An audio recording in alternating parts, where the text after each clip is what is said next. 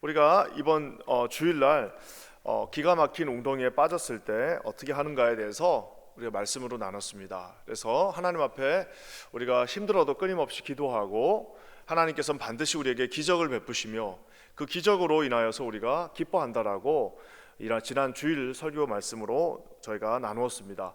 오늘은 이제 그 설교 말씀의 2탄 정도로 우리가 보시면 되는데, 기도하고 기적을 기다리며 또 우리 하나님 앞에 기뻐한다라고 말했는데, 이번에는 그 기도 첫 번째 나와 있는 그 기도를 좀 더 세분화해서 우리가 깊은 웅덩이에 빠졌을 때 어떻게 하나님 앞에 기도하며 어떤 과정으로 우리가 호소하고 승리해 나가는지에 대해서 오늘 한번 살펴보도록 하겠습니다. 이 세상이 참 쉽지가 않습니다. 많은 분들이 전 세계적으로 어려움을 호소하고 있습니다. 전 세계에서 정말 눈물 없이 들을 수 없는 많은 이야기들을 듣고 있노라면 참 자연스럽게 질문하게 됩니다. 하나님, 좀 예수님 잘 믿는 사람들한테 그냥 즉각 좀 기도에 응답해 주시고 하나님이 기뻐하시는 그 자들을 그 어려움 속에서 좀 이렇게 구원해 주시면 얼마나 감사하겠습니까? 라고 기도할 때 그 마음을 가지게 됩니다. 그렇다면 우리는 그럴 때마다 많은 분들이 낙심하게 되고 결국엔 그 낙심을 통하여서 하나님 앞에 기도하지도 못하는 그런 지경에 빠지기도 합니다. 저는 오늘 이 말씀을 통해서 우리가 이런 깊은 웅덩이에 빠졌을 때 어떠한 형태로 기도를 하며 하나님께서 승리를 주시는지에 대해서 말씀을 통해서 한번 살펴봤으면 좋겠는데요. 먼저 우리가 이런 고난이 오게 되면 반드시 모든 인간들이 하는 한 가지 행동이 있습니다. 그것은 바로 하나님 앞에 질문하게 됩니다. 우리 2절 말씀 다 같이 한번 읽어보겠습니다. 2절입니다. 시작. 주는 나의 힘이 되신 하나님이시거늘 어찌하여 나를 버리셨나이까? 내가 어찌하여 원수의 억압으로 말미암아 슬프게 다니나이까? 주는 나의 힘이 되신 하나님이다. 근데 왜 어찌하여 나를 버리셨습니까? 똑같이 제가 아까 말한 그 서두에 말한 것과 같은 질문이죠. 아니, 주는 나의 힘이 되신 하나님이시고 내 구원의 방패이시며 나를 모든 환난에서 구원해 주실 수 있는 분인데 어찌하여 나를 버리셨나이까? 내가 어찌하여 원수의 억압으로 말미암아 슬프게 다닐 수 있습니까? 라고 질문하게 됩니다. 여러분, 이 질문은요 결코 이상한 질문이 아닙니다. 왜냐? 그래서 바로 예수님께서도 그렇게 질문하셨기 때문입니다.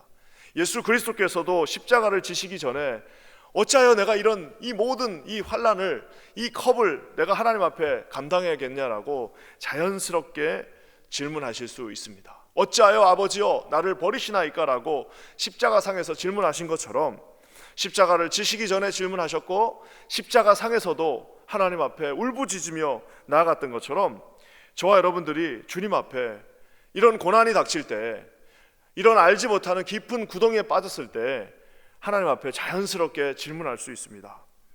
주님이 말씀해 주시면 막 질문을 우리가 했어요. 근데 주님이 어떨 때는 말씀해 주실 때가 있습니다.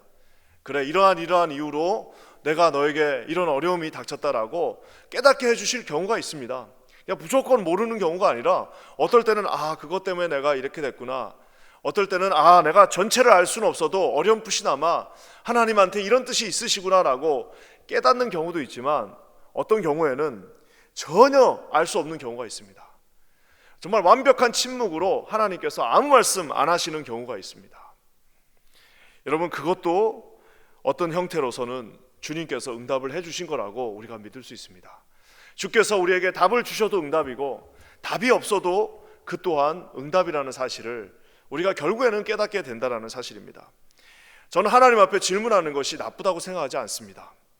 우리가 한국식 교육으로 질문하지 않고 그저 가르쳐주는 것을 그냥 암기해가지고 그것을 그냥 암송을 해가지고 가서 줄줄줄 쓰는 것이, 우리 그 암기 교육이 나쁜 건 아니지만 한국식 교육의 주 일반이었습니다. 그래서 누가 많이, 누가 빨리, 누가 오래 암기하느냐에 따라서 그 사람의 인생이 결국에는 바뀌기도 하는 것을 우리가 한국식 교육에서 많이 보았습니다. 질문할 필요가 없습니다. 왜? 몰라도 돼요. 그냥 암송만 해가지고 아니면 그 문제를 풀 수만 있으면 되는 거예요.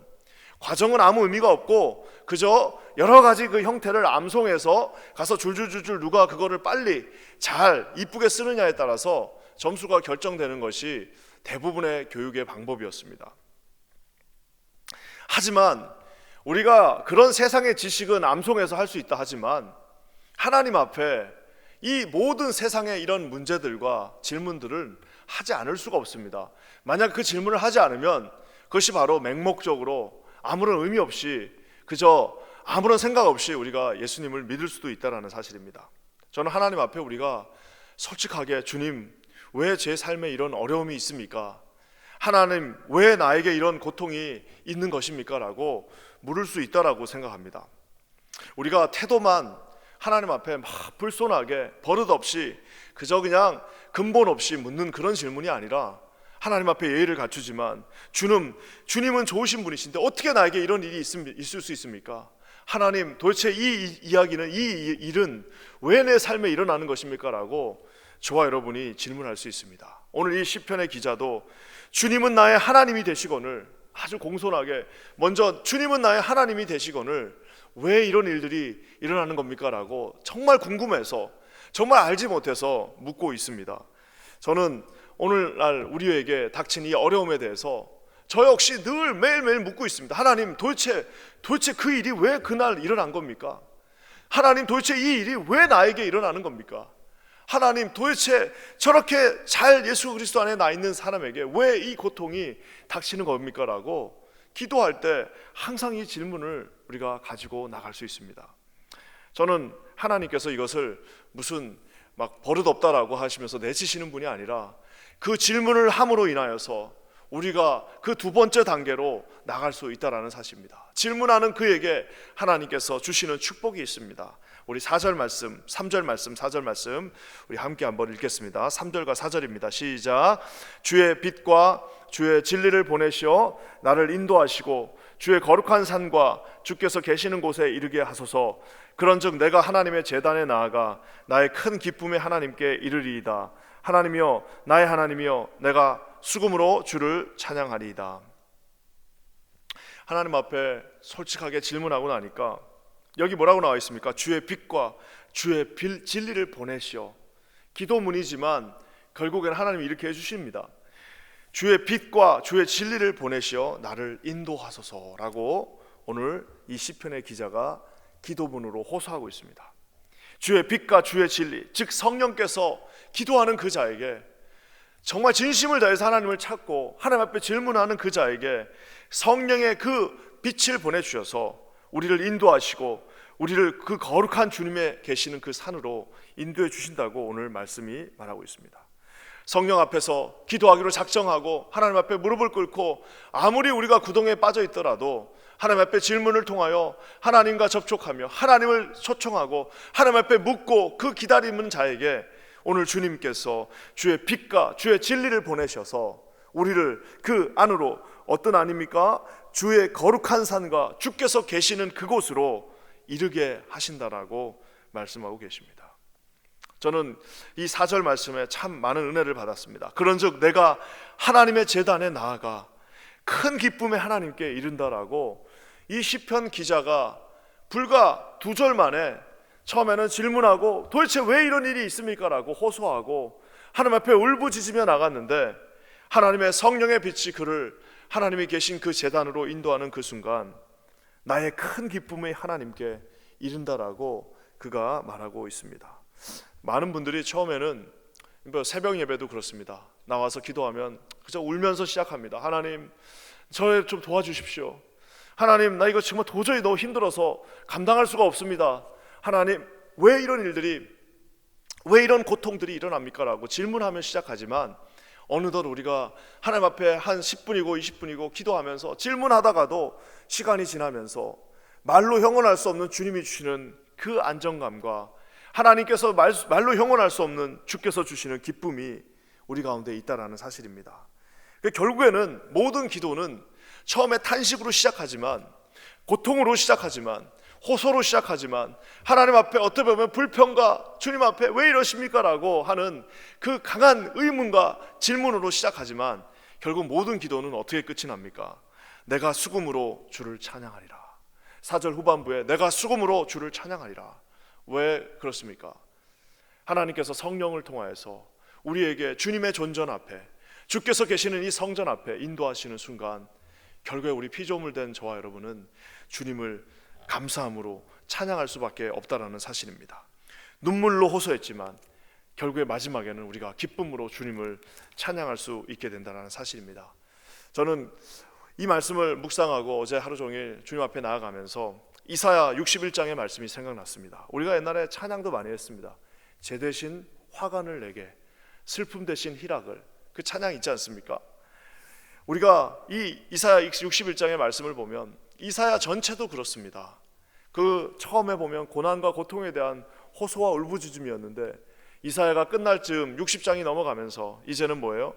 시온에 슬퍼하는 모든 자에게 화관을 주시겠다 말씀하고 계십니다.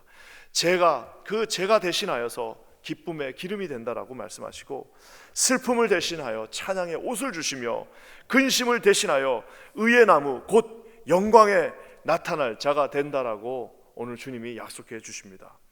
저는 저와 여러분 모두에게 하나님이 주시는 이 기도의 축복이 있기를 주님의 이름으로 간절히 축원합니다. 그러면서 이제 기쁨 가운데 나간 그 자가 기도를 마무리하면서 하는 한 가지 행동이 있습니다. 저는 오늘 아침에 저와 여러분 이것을 실천할 수 있었으면 좋겠는데요, 하나님 앞에 호소했지만 성령께서 우리를 인도하셔서 주님의 그 전전 앞에 가게 하셔서 결국엔 찬양하게 하신 다음에 기도를 마무리하면서 그가 이 성전문을 나가면서 하는 하나의 행동이 있습니다. 그래서 바로 5절 말씀입니다. 한번 다 같이 읽겠습니다. 5절입니다. 시작. 내 영혼아 내가 어찌하여 낙심하며 어찌하여 내 속에서 불안해하는가. 너는 하나님께 소망을 두라. 그가 나타나 도우심으로 말미암아 내 하나님을 여전히 찬송하리로다. 할렐루야. 결국에는 처음에 하나님 어찌하여 이런 일들이 나에게 일어납니까? 라고 하나님 앞에 어찌하여 라고 묻었던 그가 이제는 자신의 영혼을 향해서 독촉하듯이 촉구하듯이 명령하는 것을 봅니다. 내 영혼아, 내 영혼아, 마치 자기가 자기한테 말하는 거예요. 내 영혼아, 바나바야, 너가 어찌하여 낙심하며 도대체 왜 너는 불안해하느냐라고, 불과 얼마 전에 기도를 시작하면서 불안해 죽겠습니다, 낙심해 죽겠습니다, 아주 힘들어 죽겠습니다라고 호소했던 그가 이제는 자기 영혼에게 명령합니다. 뭐라고 명령합니까? 네 영혼은 어찌하여 낙심하며 너는 어찌하여 하나님 앞에 불안해하고 있는가? 너는 하나님께 소망을 두라. 네 영혼의 그 모든 소망의 닻을 하나님 앞에 내리라라고 오늘 말하고 있습니다. 그러면서 그가 마지막에 선포합니다. 그가 나타나 도우심으로 말미암아, 그가 나타나서 나를 도우심으로 말미암아 나는 비록 이 상황이 변한 것이 하나도 없지만 내 하나님을 여전히 찬송하리로다 라고 그가 고백합니다. 사랑하는 성도 여러분, 질문이 아까도 말한 것처럼 바뀌었습니다. 왜 하나님 이러십니까가 이제는 너는 왜 이 앞에서 찬양하지 못하느냐라고 완전히 180도 기도 가중에 바뀌어지는 모습을 보게 됩니다. 사랑하는 성도 여러분, 저와 여러분이 하나님 앞에 기도할 때 솔직하게 우리가 다 주님 앞에 털어놓을 수 있습니다. 뭐든지 도대체 왜 이렇습니까? 라고 하나님 앞에 묻고 우리가 하나님 앞에 그 물음에 답을 기다릴 수 있습니다. 그렇게 기도하면 하나님께서 반드시 우리에게 성령을 보내주셔서 비록 그 질문에 답을 안 주신다 할지라도 저와 여러분이 하나님의 전전 앞에 서게 하시고 우리로 하여금 찬양하게 하시고 우리로 하여금 주님을 만남으로 말미암아 불안해하지 말라, 낙심하지 말라, 하나님께 소망을 두라. 결국에는 나의 영혼은 여전히 주님을 찬양하리라고 저와 여러분 담대하게 외치실 수 있습니다. 저는 저와 여러분 모두가 주 앞에서 이렇게 승리하시기를 주님의 이름으로 간절히 축원합니다. 오늘 이 예배를 마치시면서 여러분의 영혼에 선포하시기 바랍니다. 이 순서대로 질문하시기 바랍니다. 성령께서 여러분을 주님의 이 전전 앞으로 인도해 주실 것입니다. 하나님을 찬양하게 될 것입니다. 그러면서 여러분이 이 성전문을 나가시면서 여러분의 영혼에게 명령하시기 바랍니다. 너는 도대체 왜 불안해하냐? 왜 하나님이 너 옆에 계신데 낙심하느냐? 오히려 나는 여전히 주님을 찬송하리라라고 선포하시는 저와 여러분 모두가 되시기를 주님의 이름으로 간절히 축원합니다. 우리 사단 마귀를 기가 막히게 만들어 버리시기 바랍니다. 우리가 기가 막혔지만 시간이 지나고 기도할 때 사단 마귀가 우리를 보면서 야, 기가 막히다, 어떻게 저럴 수 있냐라고 우리 가운데 떠나가는 역사가 있기를 주의 이름으로 간절히 축원합니다. 우리 함께 기도하겠습니다. 좋으신 주님 감사합니다. 오늘 시편 43편의 말씀을 통하여서 아버지 하나님, 깊은 웅덩이에 빠졌던 우리 모두가 주님 앞에 다시 서게 되는 그 놀라운 모습을 보았습니다. 하나님 주 앞에 승리하는 우리 모두가 되게 하시고 아버지 하나님 우리의 영혼에게 선포하며 우리 영혼에게 명령하며 하나님을 찬양하라라고 다짐하는 저와 여러분 모두가 되게 하여 주시옵소서. 그렇게 하실 주님을 찬양합니다. 예수님의 이름으로 간절히 기도합니다. 아멘.